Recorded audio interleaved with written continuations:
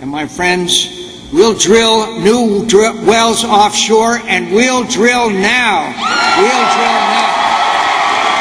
We'll drill. And we'll get a new supply of oil.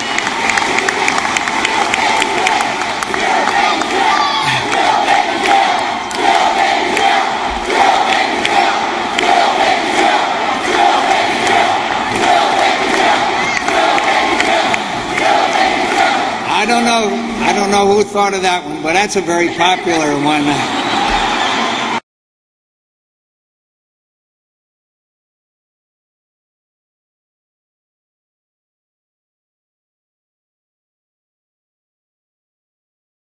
You have information now that this rig has gone under? It has gone under the surface at about 10:21 this morning.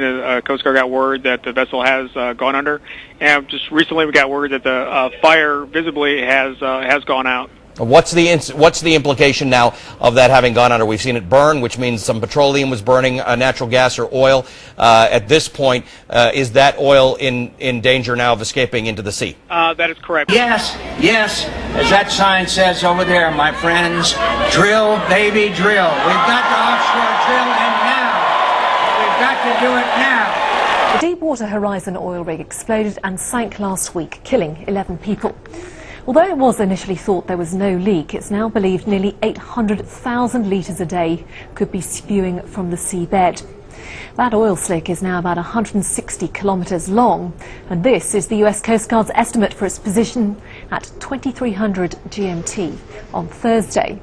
The worry, of course, is that by about 2300 GMT on Friday, it will be approaching the shoreline of the Mississippi Delta.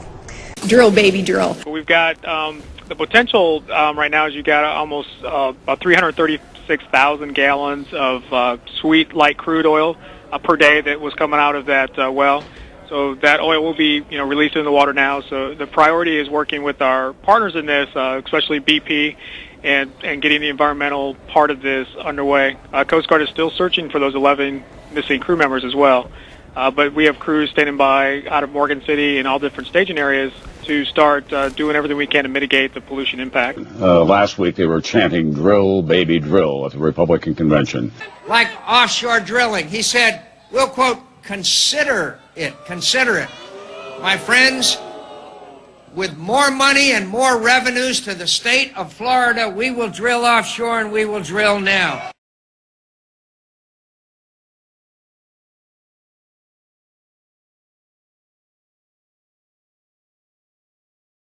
I know that you are working very hard to find those 11 missing workers. They are the 11 that are not accounted for. So 126, I believe, were rescued.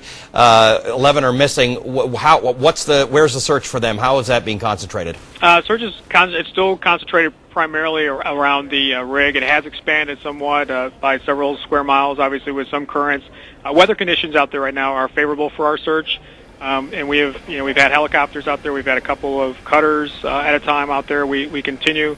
As long as the Coast Guard feels there's a probability that they're still alive, we're going to continue searching. I understand that you sent a submersible down earlier to try and deal with the oil that was burning.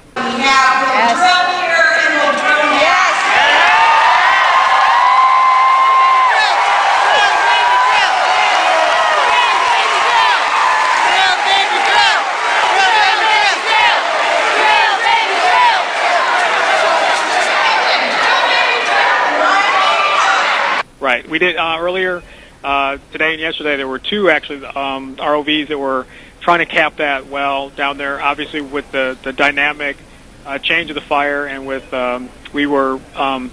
sometimes they were pulled back and they were not successful at this time. But there will be other plans in place to try to cap that well and mitigate this pollution. And yes, offshore oil drilling. Drill, baby, drill. Drill, baby, drill.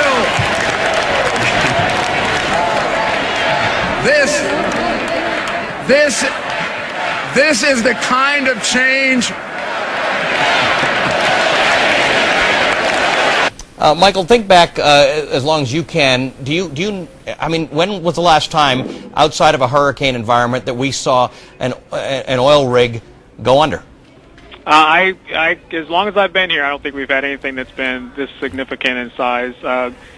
it's an inherently dangerous business that they do. The chant is drill, baby, drill. And, the Coast Guard helps them make sure their safety procedures are in place. And there's 30,000 of these workers every day that go on the Gulf to do this work, and they're well trained, but and they work to try to not have these accidents. But on this day, something went wrong. Drill, baby, drill, and drill now.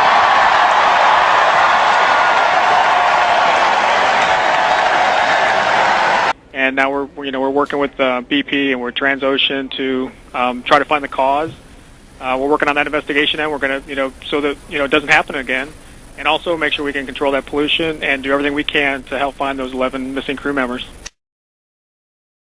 The chant is drill, baby, Drill. A race against time continues in the Gulf of Mexico as crews try to protect the coastline from hundreds of thousands of gallons of oil. Right now, an underwater oil well is gushing some 42,000 gallons a day from the side of that wrecked drilling platform. Evidence from the air quite apparent, red streaks throughout the Gulf, but so far, no oil on land. We have no shoreline impact at this time, and we continue to work with the Gulf Coast states to ensure the pre-positioning of oil skimmers and booms, so we're prepared to immediately attack any spill if it migrates to shore. Crews are trying to use a remote submarine to shut off the underwater well. If that is unsuccessful, they might need to drill another well to redirect the oil, a process that could take 2 months. All that time, oil would be washing up along the shore from the Florida Panhandle to the swamps of Louisiana. Progress continues, but it's a very challenging work environment at these water depths and with this complexity.